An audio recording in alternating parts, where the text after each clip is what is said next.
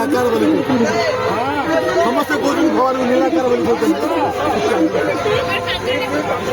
समस्त कहते भगवान को निराकार बोली भगवान निराकार अर्थ कौन भगवान कहते मोर भाई आकार तुमर भाई भगवान ताकू कहवा तार माँ बापा ना बोलार बुझंतु भगवान माँ बापा ना भगवान ऊपर आउ किए ना सी हूँ भगवान भगवान सर्वे सर्वा बुझे ना बुझे ना कौन सी हूँ महाज्योति ना शिव सत्यम शिवम सुंदरम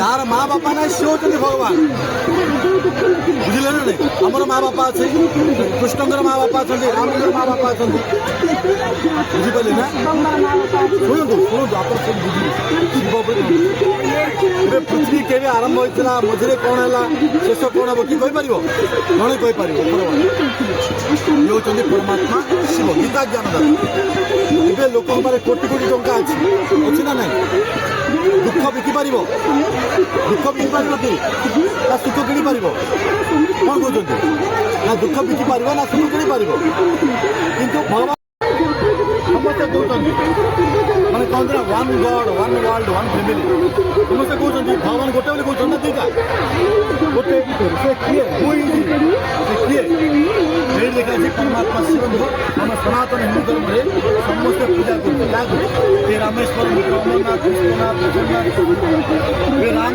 परमात्मा शिव को पूजा कर बड़ किए सान किए परमात्मा शिव बड़ भगवान होते जड़े से कौन बोली कहे सर्वधर्म परित्याजे मामेकम शरणं व्रज ए दुनिया जिते धर्म अच्छे मोर शरण गति आप भगवान शिव ऑल इन ऑल माँ बापा ना पूरा सी ऑल इन ऑल सर्वे सर्वा से कौन बोली कहे ना देवे ना देवे बोले बिजनेस कर चाकरी कर आर बापा मो भाई एम कहे मु मोर डिफरेन्स देखो मु आत्मा मोर शरीर देखो देखो ये गाड़ी की चलया लोक ड्राइवर अच्छे ना ड्राइवर ओली पड़े गाड़ी चलो कि ए गाड़ी ड्राइवर वाली पड़े ये चलो ना दुटा मिसिले जोटा कि आम इंग्लीश कहे living soul non living body human being hello ये हूँ आत्मा ये हूँ पंचतत्वर शरीर पंचतत्व मैंने आकाश जल वायु अग्नि पृथ्वी पांच तत्व तैयारी ये पलैला पर लोक कौन बोलते डेड बॉडी मढ़ पार्थिव शरीर ये जोड़ा कहते चला शक्ति किए ये मु हूँ आत्मा मोर शरीर ये आत्मा हूँ कौटी ड्राइवर गाड़ी कौटी बसছি जानते ब्रेक क्लच हर्न सेमती आम पांचटा इंद्रिय 5 ऑर्गन्स कहते कौन कहते आखि कान नाक जीव चर्म ये एरिया रोचे मु रोचे ये मु रोचे ये पलि गले लोकटा मरीगला बोली कहते मु हूँ आत्मा मोर शरीर है आत्मा अविनाशी अमर कि शरीर विनाशी आत्मा अविनाश मरे नहीं कभी ये देखो यहाँ हूँ आमर गोटे पृथ्वी पृथ्वीटा साथ कौन बोले मोर साथ बोले मु साथ बोली कहे कि हाँ ना रुहतु यहाँ पचारि कौन बोली कहले कौन यहाँ तार हाथ मोर हाथ ना मो हाथ बोली कहे मु हाथ कह मोर हाथ आम हाथ मोर हाथ नहीं मोर हाथ कहे ठीक मोर हाथ कहे ठीक मोर मोर कहे ठीक मु मोर आम शुणु 7 डेज कोर्स कला ये देखो यहाँ हूँ आम पृथ्वीटा आम पृथ्वी ना यहाँ गोटे ग्रह अच्छी या सहित आहरी 9टा ग्रह अच्छी जानते बुध शुक्र पृथ्वी मंगल बृहस्पति 9टा ग्रह अच्छी ये आम बस बर्तमान ये या कौन अच्छी गोटे नील आकाश अच्छी सूर्य चंद्र तारा अच्छी एतिकी कौन अच्छी जाने जानी परमात्मा शिव ये रहती ସେଥିପାଇଁ ଗୀତାରେ କୁହାଯାଇଛି ଯଦା ଯଦା ହି ଧର୍ମସ୍ୟ ଗ୍ଲାନିର୍ଭବତି ଭାରତ ଅଭ୍ୟୁତ୍ଥାନମ ଧର୍ମସ୍ୟ ତଦାତ୍ମାନ ସୁଜାମ୍ୟମ୍ ପରିତ୍ରାଣ ସାଧୁନା ବିନାଶାୟ ଚ ଦୁଷ୍କୃତମ୍ ଧର୍ମ ସଂସ୍ଥାପନାର୍ଥାୟ ସମ୍ଭବାମି ଯୁଗେ ଯୁଗେ। ଯେତେବେଳେ ଅନ୍ୟାୟ ଅତ୍ୟାଚାର ପାପାଚାର ଯାଏ ସେତେବେଳେ ମୁଁ ଏ ସଂସାରକୁ ଅବତରଣ କରେ। ବୁଝିଲେ ସେତେବେଳକୁ ଏ ସଂସାରକୁ ଅବତରଣ କରେ। ବର୍ତ୍ତମାନ ପରମାତ୍ମା ଶିବ ଆସିକିରି ଅବତରଣ କରୁଛନ୍ତି। ବୁଝିଲେ ଅର୍ଥ God is almighty, God is knowledgeful, but God is not omnipresent. ଭଗବାନ ସର୍ବଶକ୍ତିମାନ ସର୍ବଜ୍ଞ, କିନ୍ତୁ ଭଗବାନ ସବୁ ଜାଗାରେ ନାହାନ୍ତି ହେଲା।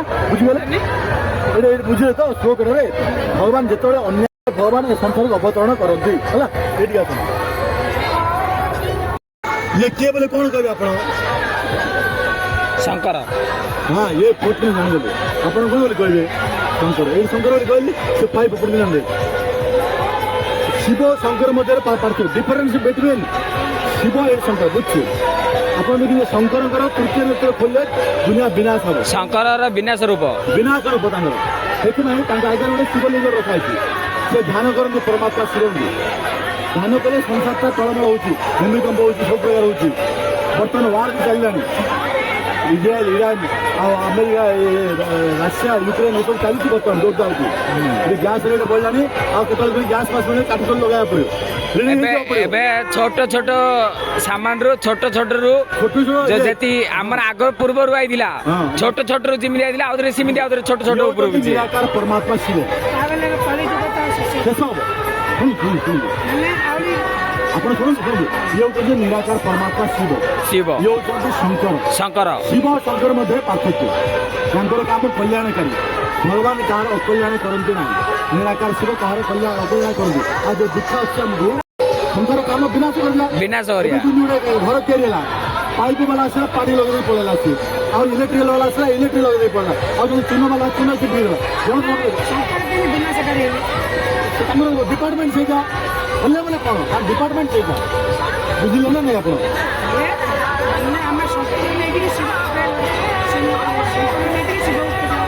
ପୂଜା କରନ୍ତୁ ବୁଝିବେ ଆପଣ। ଏଇଟା ହଉଛି ଶିବରାତ୍ର। ଶିବରାତ୍ରର ଉଦ୍ଦେଶ୍ୟ କଣ? ଶଙ୍କର ରାତ୍ର କହୁଛେ, ଶଙ୍କର ରାତ୍ର କହୁନି ଶିବରାତ୍ର କାହିଁକି? ଆଜି ଆପଣ ଯୋଉ ଜାଗାରେ ବି ଆସିଛନ୍ତି ଘରକୁ ନ ଗଲା ପର୍ଯ୍ୟନ୍ତ ଆପଣଙ୍କ ବାପା ହଉ, ମା ହଉ, ଭାଇ ହଉ, ଭଉଣୀ ହଉ, ଭାଇରେ ଯାଇଛି ଯାତ୍ରା କରି ଆସିଲା କି ନାହିଁ ମନେ ଚିନ୍ତା ଆସିବନି। ସେମିତି ବର୍ତ୍ତମାନ ଦୁନିଆଟା ଏଇ କାମ, କ୍ରୋଧ, ଲୋଭ, ମୋହ, ଅହଙ୍କାରରେ ଜଳୁଛି। ଜୋର ଦେଖି ଅଶାନ୍ତି। ମନୁଷ୍ୟ ଆଜି ଶାନ୍ତିରେ ବଞ୍ଚି ପାରିଲାନି। ସେଥିପାଇଁ ପରମାତ୍ମା ଶିବ ଆସିକି ଏ ପୃଥିବୀକୁ ଜ୍ଞାନର ଆଲୋକ ଦେଉଛନ୍ତି। ଆଜି ପର୍ଯ୍ୟନ୍ତ ଭକ୍ତି କରି ଆସୁଛେ। ହଜାର ଭଗବାନ ପୂଜା କଲେଣି, ହଜାର ଭକ୍ତ କଲେଣି। ତାର ସାରାଂଶ ବର୍ତ୍ତମାନ ପରମାତ୍ମା ଶିବାଜୀ ବୁଝଉଛନ୍ତି। ଏଇଠି 84 ଜନ୍ମ ଏକ ଅଦ୍ଭୁତ କାହାଣୀ। ଆମ ଭାରତରେ ଶୁଣନ୍ତୁ 84 ଜନ୍ମ ଆମର ଏଇ ଜାଣିଛେ ଜାଣିଛେ ଜାଣିବେ ଲାଷ୍ଟ ଜନ୍ମ ବୁଝଉଛି। ଆମର ଭାରତରେ ରାମ ସୀତା ଥିଲେ, ସୀତାରାମ ଥିଲେ, ରାଧାକୃଷ୍ଣ ଥିଲେ, ଲକ୍ଷ୍ମୀନାରାୟଣ ଥିଲେ। ଏମାନେ ହେଉଛନ୍ତି ଆମର ପୂର୍ବଜ ଏମାନେ ଆମର ବଂଶ ଥିଲେ ଆଗରୁ ବଂଶଜ। କିନ୍ତୁ ମର୍ତ୍ତ୍ୟମଣ୍ଡଳରେ ଜନ୍ମ ହୋଇ ଦେବତା ହେଲେ ମଧ୍ୟ ମରଇ ମାନେ ଏ ଶରୀର ଛାଡ଼ିବା ବାଧ୍ୟ। ଦେବତା ହେଲେ ମରିବା ବାଧ୍ୟ। ଦେବତାର ମଧ୍ୟ ଶରୀର ଛାଡ଼ିବ। କେମିତି ନାହିଁ? ଆପଣ ବର୍ଷେ ଛୁଆ ହେଇଥିଲେ ନା ନାହିଁ? ବର୍ଷ 1.5 ବର୍ଷ ଛୁଆ ହେଇଥିଲେ ନାହିଁ? ଆପଣ 25-20 ବର୍ଷ ହେଲାଣି ବୁଢ଼ା ହେବେ ନା ନାହିଁ? ତାପରେ ମରିବେ ନା ନାହିଁ? ଥରେ ଛୁଆ ହେବେ ସେ ଯାଉଛି। ଏଇଠି ସତ୍ୟ ଯୁଗ 8 ଜନ୍ମ, ତ୍ରେତା ଯୁଗ 12 ଜନ୍ମ, ଦ୍ୱାପର ଯୁଗ 21 ଜନ୍ମ, କଳି ଯୁଗ 42 ଜନ୍ମ, 43 ଜନ୍ମ, 42 ଜନ୍ମ। ସତ୍ୟରେ 8, ତ୍ରେତାରେ 12 ଆଉ ଦ୍ୱାପରରେ 21 ଭଲ ଲାଗି 8 ଜନ୍ମ। 8 ଜନ୍ମ ଏଇଟା ହଉଛି 12 ଜନ୍ମ, ଏଇଟା ହଉଛି 21 ଜନ୍ମ, ଏଇଟା ହଉଛି 42 ଜନ୍ମ, ଏଇଟା ହଉଛି ଲାଷ୍ଟ ଜନ୍ମ। ବର୍ତ୍ତମାନ କଳିଯୁଗ ଶେଷ ସମୟ ଏଇଟା। ସେଥିପାଇଁ ଆମେ ଶାସ୍ତ୍ର ପଢୁଛେ, ସବୁ ପ୍ରକାର ସବୁ କରୁଛେ, କିନ୍ତୁ ସାଧୁ ସମ୍ମିଳନୀ କରୁଛେ, ସବୁ କରୁଛେ, କିନ୍ତୁ ଆଉ ସତ୍ୟ ଆସିବ ନାହିଁ। ଶାନ୍ତି ଆସିବ ନାହିଁ ମଧ୍ୟ। ଜଣେ ଦେଇପାରିବ ୟାଙ୍କୁ ଜାଣିବା ପରମାତ୍ମା ଶିବଙ୍କୁ ଯଦି ଜାଣିବା ଶାନ୍ତି ଘରର କବାଟ ଖୋଲିବ, କଲିଂ ବେଲ୍ ମାରିବ।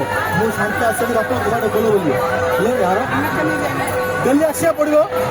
ଦିନକୁ କାମ କରୁଛନ୍ତି 8 ଘଣ୍ଟା, ଆଉ ଶୌଚାଳୟ 4 ଘଣ୍ଟା କରୁଛନ୍ତି, ଆଉ 4 ଘଣ୍ଟାରେ ଘଣ୍ଟାଟି ଆପଣ ଟାଇମ୍ ଦେଇପାରିବେନି?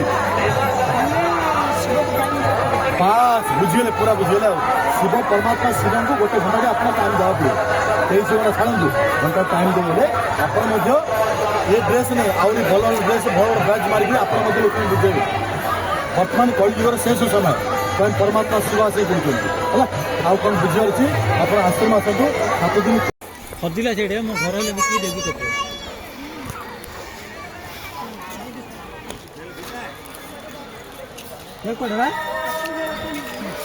ହେଲେ ଏ ତ ପଳେଇବା ରହୁନା କ'ଣ ବା